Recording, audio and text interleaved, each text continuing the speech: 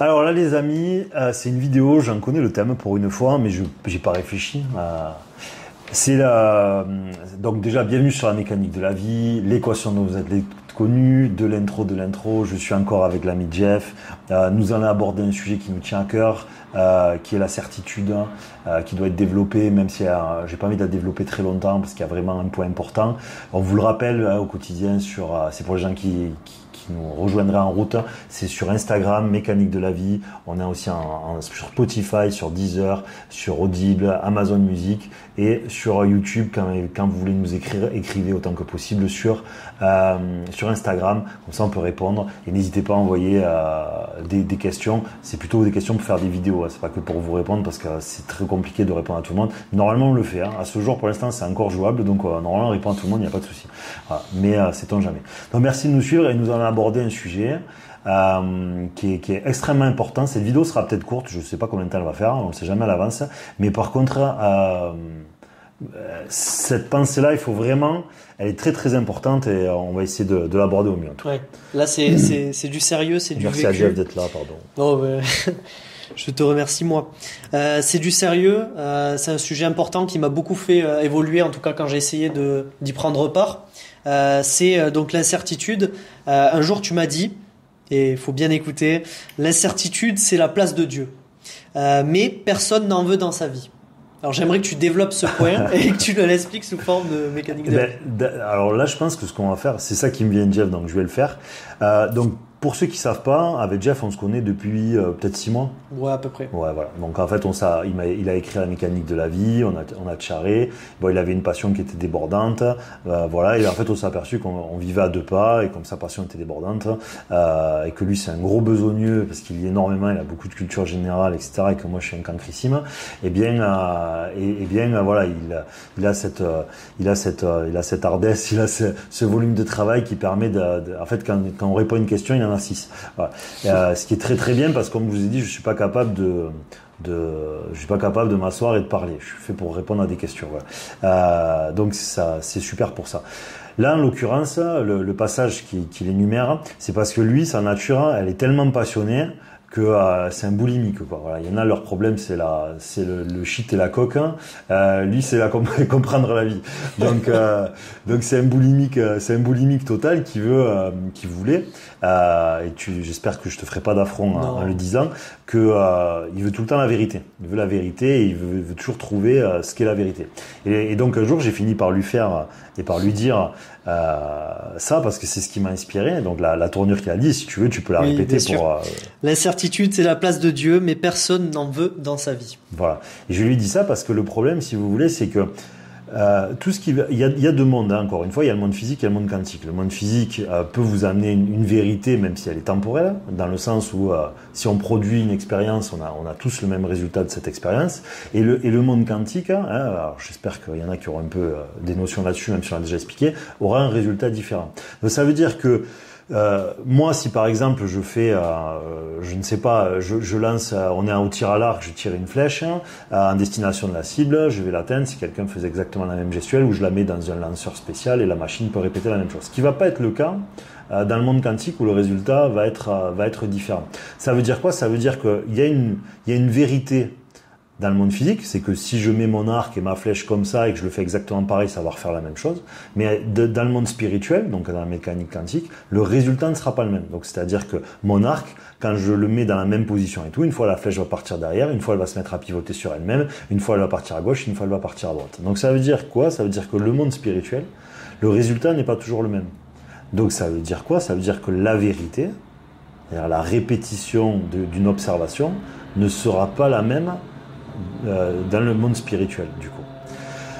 Alors, quand quelqu'un comme lui, qui était extrêmement passionné, voulait absolument arriver à la vérité partout, j'ai fini par lui dire cette phrase, et cette phrase, c'était pour lui dire que quelqu'un qui ne laisse pas 0,1% de toutes ces théories, même si l'ensemble coïncide, et quelqu'un qui, sans le faire exprès, est en train de nier ce après quoi il pense courir, c'est-à-dire Dieu. Puisqu'il n'y a aucun aléatoire. S'il n'y a pas d'aléatoire, c'est que Dieu n'existe plus dans son monde, si vous voulez. Parce que il faut absolument que s'il y a une omnipotence, elle puisse reprendre le monde qu'elle a créé. Et donc, il est impossible finalement d'avoir de la certitude absolue. C'est pour ça que dans nos vies, dans nos théories, ce qu'on cherche, c'est la concordance des éléments. On essaye de voir quand il y a 8 théories qui amènent dans une même direction, on se dit voilà, la vérité qui est tendancieuse, elle est là. Je probabilise à, j'en sais rien, 9 sur 10 que c'est cette direction, mais dans l'absolu, je peux complètement me tromper. Et toi, ben, c'est ta force aussi et ta faiblesse. C'était que lui, par cette volonté de trouver en permanence la vérité, ne se satisfaisait pas, souvent, c'était ça, d'une réponse, parce qu'elle conduisait à une nouvelle. Mais le problème, c'est que si vous avez 8 certitudes, vous avez la vérité. Mais si vous avez la vérité, nous n'avons plus rien à faire sur Terre. Vous voyez le paradoxe? Donc ça veut dire que l'incertitude est le cœur, finalement, de toute philosophie, de toute spiritualité. Et vous pouvez, par ce biais-là, très souvent, reconnaître, à mon avis, les faux prophètes. C'est-à-dire, moi, dit que quelqu'un est certain, si moi, il y a une personne qui fait preuve d'une certitude et qui ne parle pas du monde physique, attention, s'il parle du monde physique, il peut avoir des certitudes, mais ça reste une certitude avec quelqu'un qui doit être humble. Parce que si demain Dieu appuie sur un bouton, le soleil il sort de sa trajectoire. La réalité d'aujourd'hui n'est pas celle de demain. Voilà, n'oubliez pas, la Terre elle est en mouvement et apparemment elle est condamnée puisque c'est une étoile. Donc ça veut dire qu'elle va disparaître. Donc ça veut dire que si moi, mon verre, quand je le pousse, il est toujours allé à gauche, si demain l'attraction terrestre elle bouge, peut-être mon verre, quand je le pousse à gauche, il va plus aller à gauche. Vous voyez, vous n'avez qu'à voir les astronautes dans l'espace. D'accord ? Donc ça veut dire que les règles appartiennent à un certain nombre de paramètres. Donc il y a une vérité qui est momentanée. Donc même dans le monde physique, comme les paramètres peuvent changer, votre verre quand vous le poussez à gauche, il peut partir à droite, ben, ça veut dire qu'un jour ça peut arriver. Voilà, c'est pas parce que à l'échelle de notre vie ça ne va peut-être certainement pas arriver que ça n'arrivera jamais. Donc scientifiquement c'est faux. On peut pas avoir de certitude absolue, même scientifique. Voilà. Simplement par rigueur intellectuelle, on va dissocier le monde physique qui a tendance à 99,9% de répéter la même chose. Donc je pousse mon verre, il part toujours à gauche. Par contre, dans le monde spirituel, on s'aperçoit que c'est différent. Donc là où je veux en venir, pourquoi je dis que finalement l'incertitude fait partie intégrante de la place qui revient à Dieu, eh bien parce que c'est comme ça que vous allez avoir la justesse comportementale, la justesse dans votre recherche, l'humilité suffisante pour justement ne pas vous égarer. Et c'est comme ça aussi que vous pouvez reconnaître les faux prophètes. Quand vous allez voir des gens qui sont affirmatifs, des gens qui n'ont pas ce 0,1%, alors qu'ils parlent de Dieu en permanence, il faut avoir la certitude qu'il existe une origine créatrice, à la limite, et l'incertitude absolument tout le reste. Si quelqu'un ne fait pas ça, pour moi, il est dangereux dans le sens qu'il va être d'inspiration négative parce qu'il n'a pas assimilé un des fondements les plus profonds finalement de la nature humaine et de la nature spirituelle et philosophique. C'est que finalement, et aujourd'hui c'est la chance qu'on a grâce aux découvertes scientifiques, c'est que ce qui était avant une simple théorie ben, est devenu extrêmement factuel pour les raisons des découvertes du fonctionnement du monde quantique et du monde quantique, ça veut dire quoi? Ça veut dire le résultat dépend en fonction de l'observateur. Quand je dis quantique, c'est en ce sens. C'est le résultat n'est pas toujours le même en fonction de l'observateur. Et donc, traduction, la vérité n'existe pas. Voilà, il y a une vérité qui est partielle, il y a une vérité de probabilité. Voilà. Il y a une vérité de probabilité. Je pense que c'est la meilleure manière de synthétiser ce bref passage. La vérité, c'est une vérité de probabilité. Ne cherchez jamais une vérité absolue, sinon c'est que vous nierez Dieu, et si vous niez Dieu, vous risquez de vous condamner, de faire l'inverse de ce que vous vouliez faire. Voilà. Et donc, c'est les raisons pour lesquelles c'est très important. C'est pour ça que le monde physique est un monde horizontal, c'est un monde qui peut se passer de Dieu pendant un temps, mais par contre le monde quantique c'est un monde de probabilité, c'est le monde spirituel, c'est là où il y a la place de Dieu parce que c'est un monde invisible et c'est un Dieu invisible, donc vous ne pouvez pas le trouver suffisamment explicitement en tout cas dans le monde physique. Voilà. Donc dans le fond, j'aurais dit donc quelques fois, mais c'est pas grave, la foi est un synonyme de l'incertitude, la foi est indissociable à l'incertitude. La certitude que Dieu existe et l'incertitude quant à notre capacité à comprendre et à savoir. Voilà, c'est vraiment en ce sens que je voulais le traduire. Je sais pas si c'est complet, mais alors c'est très complet. Je vais même y ajouter quelques points. Je pense que certains sur cette chaîne pourraient se transposer à ce que je vis.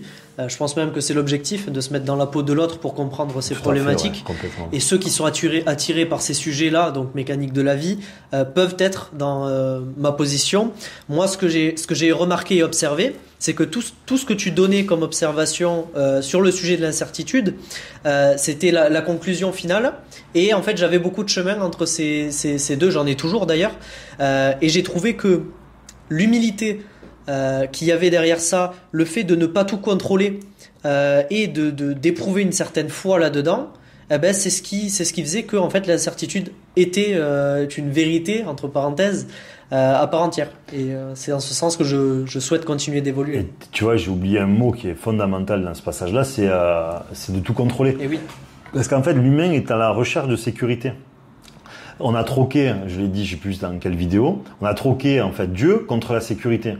C'est quoi la sécurité sociale, la forêt rasée, on a mis des parkings pour pas qu'il y ait des bêtes sauvages. Vous avez des hôpitaux, vous cassez le bras, on vous le soigne. Voilà, vos assurances, votre voiture a les airbags. On a choisi la peur au lieu de Dieu. Voilà. Donc quelque part, on a créé la sécurité pour pouvoir exclure Dieu de notre monde, parce que sinon on serait un peu obligé de faire confiance. C'est ce que Dieu et faire confiance, c'est pareil. C'est la foi. Voilà.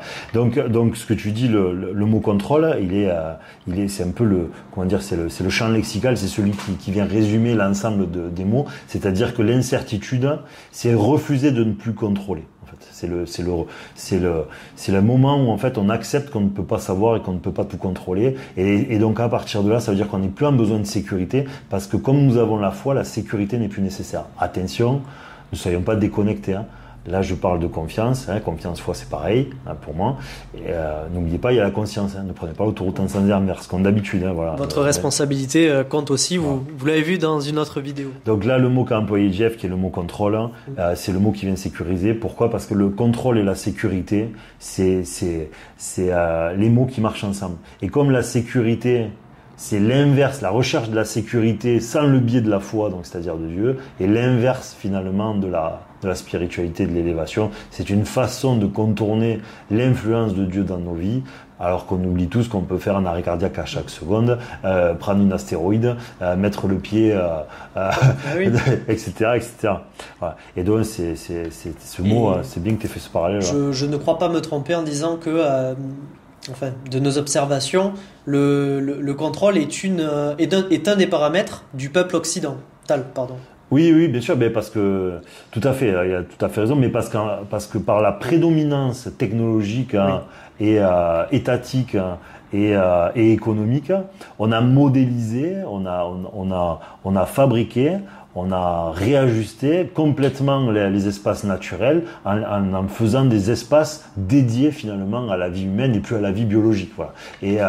Et donc c'est ce qui a permis aussi la disparition finalement d'une existence créatrice dans nos sociétés, parce que on a créé le paradigme pour s'en passer, puisque l'incertitude et la sécurité ont disparu. Enfin non, la sécurité est à outrance, ce qui permet d'évacuer Dieu, et donc la certitude aussi. Et d'autant plus que j'attire l'attention de ceux qui peuvent écouter et entendre sur le fait qu'en fait, contrôler, on ne peut pas tout contrôler. Même si on pense pouvoir, c'est pas forcément vrai. C'est ce que j'ai pensé à une époque, mais c'est pas vrai. Quand moi je prends l'avion, tout ce que je peux faire, c'est choisir ma compagnie, regarder en rentrant dans l'avion que l'avion il est pas trop dégueulasse, et après faire confiance au pilote. C'est la seule chose que je peux faire, et à Dieu. En vérité, c'est très très simple comme sujet. Bon, évidemment, ce qu'il dit est tout à fait raison, mais on se maudit. En fait, c'est une malédiction de penser que vous pouvez contrôler. Sortez le soir par des nuits étoilées, comme je dis, ou allez dans l'océan à force 10 sur votre radeau, vous verrez à quel point vous êtes petit si vous en doutez. Et à partir de là, une fois que vous êtes bien remis à votre place, vous comprenez finalement que vous n'êtes rien. Et quand vous n'êtes rien, eh bien ça vous permet de réenvisager le tout et de découvrir de nouvelles choses, voilà, et de découvrir la vie sur des aspects autres, et qui vous invitent à un voyage et à des compréhensions qui sont quand même extrêmement différentes, et la vie devient beaucoup plus douce en plus quand on la comprend. Parce que, alors par contre, évidemment, l'incertitude, quoi de plus compliqué? L'humain est un être profondément insécure. L'humain veut de la certitude. L'humain veut savoir de quoi demain sera fait. L'humain veut échanger quelque chose pour une autre chose. On n'échange pas on ne se sépare pas de nos relations, on ne se sépare pas de notre maison si on ne pense pas de pouvoir trouver mieux ensuite. Et alors que finalement ça serait l'opposé qu'il faudrait faire. Je fais les choses parce que je dois les faire et parce que j'ai confiance et foi. Et comme nous sommes des êtres qui avons besoin de sécurité, et bien finalement nous maudissons en essayant de la créer, parce que évidemment quand nous essayons de chercher inlassablement quelque chose qui nous a été donné d'ores et déjà, c'est-à-dire la protection, parce que chaque souffle, si Dieu est omnipotent, omniprésent, omniscient, ça veut dire que chaque souffle, chaque respiration, chaque centimètre, chaque pas que vous faites, il est d'accord pour que vous les fassiez. Donc en vérité, vous êtes déjà tous bénis d'une certaine manière. Nous sommes déjà tous bénis. Voilà. Et donc à ce titre, il faut essayer de garder ça à l'esprit et de rendre les choses acquis de droit, quoi. C'est ça. Les moineaux n'ont pas besoin de moissonner pour avoir à manger. Alors, qu'est-ce que le père penserait des hommes? Exactement. Voilà. Est-ce qu'on a fait le tour pour l'incertitude? On a fait le tour. Voilà. Ça me semble bien. Dans l'incertitude est très complexe, pour conclure, évidemment, puisque nous sommes des êtres insécures, comme je l'ai dit. Donc elle est très complexe, mais le chemin de la foi, le chemin de la compréhension de la vie, le chemin de l'élévation ne peut pas passer sans l'incertitude. Si vous avez des certitudes, c'est que Dieu ne fait déjà plus partie de votre vie. Voilà. Testez-le dans votre vie. C'est conseil personnel. Ouais. Testez-le. Bon, on est tous pareils. Oui. Vous allez vous opposer à votre compagne, vous allez avoir des certitudes, ou à votre mari, évidemment. Vous allez être dans les joutes verbales parce que vous avez un casse-couille un soir là et il vous a rongé. Voilà. Évidemment que là vous allez afficher des certitudes, mais il faut faire attention. Il y a après dans les incertitudes, il y a les certitudes, il y a les certitudes de circonstances qui sont en fait une protection, c'est une carapace finalement pour pouvoir fonctionner dans le monde horizontal. Moi, vous comprenez bien que avec les opinions que j'ai, je suis pas très frontal avec les jeunes, sinon je m'ameuterais de longue, je ferais que ça, voilà. Et donc on se doit de faire semblant d'être cool, mais en même temps, si j'ai des gens qui sont pénibles et qui sont pleins de certitudes, je veux leur afficher des certitudes, parce qu'eux doivent voir la version de moi qui est certaine, parce que sinon ils sont des assaillants, si vous voulez, parce qu'ils n'ont pas mon égard, ils n'ont pas votre douceur, ils n'ont pas votre délicatesse dans les sujets, dans les débats, dans l'ouverture. Voilà, et eux vont s'autoriser d'attaquer votre personne, ils vont s'autoriser à vous ridiculiser, à essayer de vous humilier, et finalement vous aurez une élégance que l'autre en face n'aura pas, et donc face à ces gens-là, vous n'avez pas besoin d'être...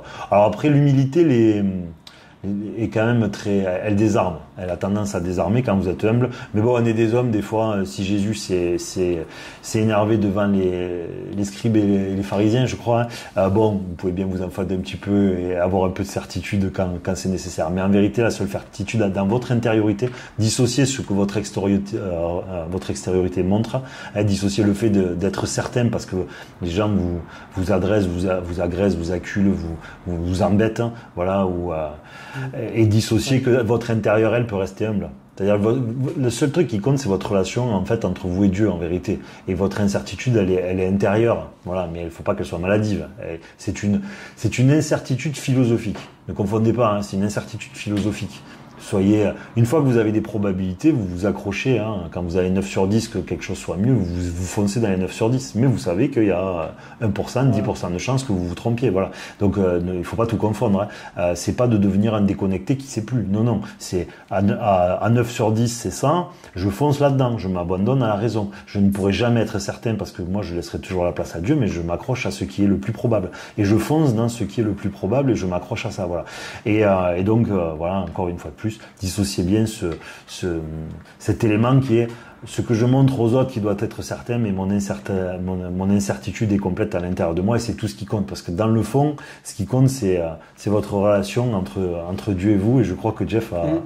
Et oui, mais parce que c'est intéressant, parce que tu rebondis sur les probabilités de notre certitude sur un sujet, un sujet en question. On parle pas de l'incertitude avec Dieu. Sur un sujet, ce qui est important, c'est...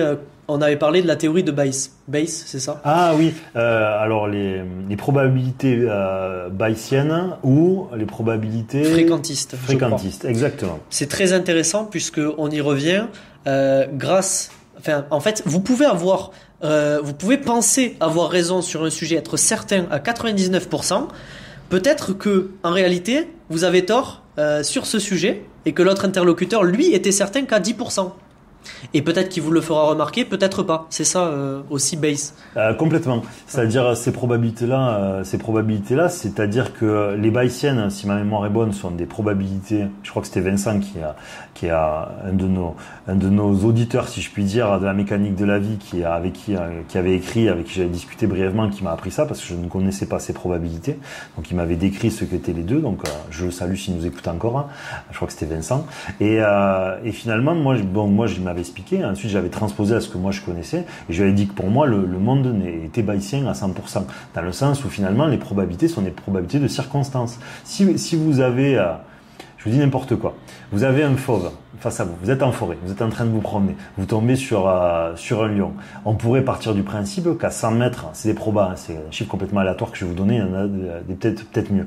Mais, ou peut-être, ouais, si on va prendre le lion, allez, j'y reste. Vous êtes à 100 mètres du lion, la probabilité que vous mouriez à 100 mètres du lion, admettons, elle est de 30%, parce qu'on considère que par rapport à la moyenne des lions à cette distance, voilà. Ensuite, par exemple, si vous êtes à 50 mètres, ben il y a un mouvement, la probabilité va changer puisque vous êtes plus près de lui. Donc tout d'un coup, de probabilité qui était à 30, vous passez peut-être à 45 à partir de là. Voilà. Et vous savez que si vous vous retrouvez à 10 mètres de lui, la probabilité de mourir, elle passe peut-être à 65%, vous voyez. Donc ça veut dire que la probabilité va être influée par rapport aux circonstances qui sont en train de passer. C'est-à-dire que la vie, à mon sens, ne peut être que des probabilités bayésiennes. C'est-à-dire que l'univers et la vie étant en mouvement, chaque nouveau mouvement, c'est-à-dire chaque millième de seconde qui passe, parce qu'une seconde pour nous, il y a des combien de trilliards d'atomes qui ont bougé dans le monde. Et ils ont déjà eu une influence sur le monde qui nous entoure. Donc ça veut dire que forcément les probabilités sont des probabilités qui sont de circonstances et qui sont en mouvement et que chaque millième de seconde, elle varie. Donc ça veut dire que la vérité, comme vos opinions, varie à chaque milliardième de seconde qui passe et que il faut absolument modéliser et réobserver la vie sous ce biais-là. Et donc le lien entre la théorie de Bayes et la théorie de l'incertitude qu'il faut éprouver, dont on a parlé, c'est en fait, si je suis à 10 mètres de ce lion et qu'il y a 65% que le lion me chope et me tue, si j'ai confiance en Dieu, j'ai plus de probabilité peut-être de m'en sortir que inversement. Exactement, c'est exactement ça. C'est-à-dire que l'incertitude, finalement, moi, ce que je veux, c'est survivre au lion, d'accord ? Je n'ai pas foi à ce moment-là, j'ai trop peur, ok ? Mais le problème, c'est que par ma peur, alors là, le problème, c'est que c'est un peu compliqué parce qu'on est sur plusieurs biais. Ressentir la peur, mais voilà. Comprenez que si par exemple, voilà, le lion, bon, factuellement, peut ressentir la peur, ok, mais même dans le monde vibratoire, vous attirez ce que vous êtes, puisque nous sommes dans un monde de résonance. Donc, si vous avez peur, vous risquez d'attirer, vous devez travailler sur votre peur. Donc, on vous met un lion en face. Donc, il peut être tentant, si le lion sent votre peur et que Dieu veut vous faire travailler votre peur, que finalement vous l'attiriez et qu'il vous attaque. Vous voyez. Alors que si par exemple vous vous dites, je veux pas me prémunir, je n'ai pas besoin de la sécurité face à ce lion parce que j'ai la foi, et que si Dieu a voulu que je le croise, il est partout et dans tout, et si je le croise, c'est qu'il n'y a pas de hasard, je le croise parce que Dieu voulait que je le croise. C'est pour éprouver ma foi. S'il veut éprouver ma foi, je n'ai qu'à garder foi en lui pour lui montrer que j'ai très bien compris comment le monde fonctionnait, et ce lion ne me fera absolument rien. Vous voyez le truc? Et donc ça veut dire que il y a un mélange entre l'être de conscience, les probabilités, et la confiance qui est finalement de rendre à Dieu ce qui est possible, c'est-à-dire la foi. Et donc l'incertitude à ce moment-là, vous ne pouvez pas maîtriser la sécurité à partir de là, si vous ne pouvez pas la maîtriser, parce que finalement vous n'êtes pas parti avec votre pistolet tranquillisant. Il n'y a pas d'arbre, c'est la savane, il faut un mètre de haut, ça sert à chi. Voilà. Donc il n'y a plus que Dieu. Donc à partir de là, vous abandonnez à la foi, et c'est comme ça que vous maximisez vos probabilités de survie, parce que Dieu peut vous bénir et vous protéger de ce lieu. Voilà. Et sachez que c'est pareil entre amis, en famille, au travail, dans toute situation, on est éprouvé de manière différente. Complètement. Et la probabilité bayésienne, c'est vraiment ça. C'est-à-dire que en permanence, elle change. Donc le 99 peut devenir un 80, le 10 peut devenir un 50. Donc ça veut dire que vous ne pouvez jamais être certain de ça. Et donc là, encore une fois, c'est l'intérêt. Vous voyez à quel point le monde de de la vie, enfin de la mécanique de la vie, va rejoindre n'importe quel précepte X ou Y. Vous voyez, là par exemple, c'était un auditeur qui avait fait l'amabilité de m'expliquer le fonctionnement de l'un et de l'autre. Il m'avait dit, toi t'es plus quoi? Je lui ai dit, ben moi je suis rien, mais la mécanique de la vie, il me semble que c'est à 100% bayésien et que l'autre finalement n'est pas fonctionnel. Voilà, il est sur des paramètres qui sont gelés. C'est presque il est plus sur du loto, et encore que dans le loto il y a des variables. Voilà. Mais, et preuve que deux choses peuvent se toucher sans même se voir. Figurez-vous quand on a parlé de cette théorie-là, j'ai jamais parlé à cet auditeur-là et pourtant j'ai fait mon mémoire sur cette théorie grâce à lui parce qu'il est entré en contact. Donc c'est encore une observation notable. Voilà, ouais, donc c'est rigolo, c'est rigolo.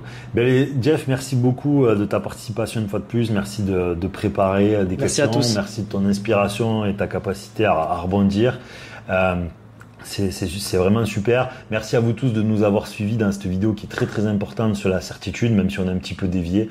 Soyez toujours incertains, c'est ce qui sera votre protection vis-à-vis de Dieu. Dieu déteste. Si vous êtes certain, il faudra qu'il vous mette face à votre certitude, d'accord? Tous les certains seront mis face à leur certitude. Les exceptions à cette règle, c'est des paramètres complexes que je développerai pas forcément parce qu'ils sont pas très intéressants. Mais si vous avez une vraie capacité d'évolution, ou au moins un peu, vos certitudes, elles vous seront balayées. Donc l'intérêt, c'est que vous preniez les devants, soyez incertains, ce qui fera que vous ne serez pas obligé de vous en prendre plein la gueule pour comprendre que vous vous trompiez. Voilà, c'est la parole fraternelle, elle est dans ce passage-là. Donc ne vous méprenez pas, soyez incertains parce que c'est dans votre intérêt dans l'absolu. La vraie sécurité, c'est l'incertitude. La vraie sécurité, c'est l'incertitude parce que c'est l'humilité et c'est la seule qui laisse sa place à Dieu, puisqu'en fait vous êtes humble face à lui parce que nous sommes rien. Merci les amis, à bientôt sur la mécanique de la vie.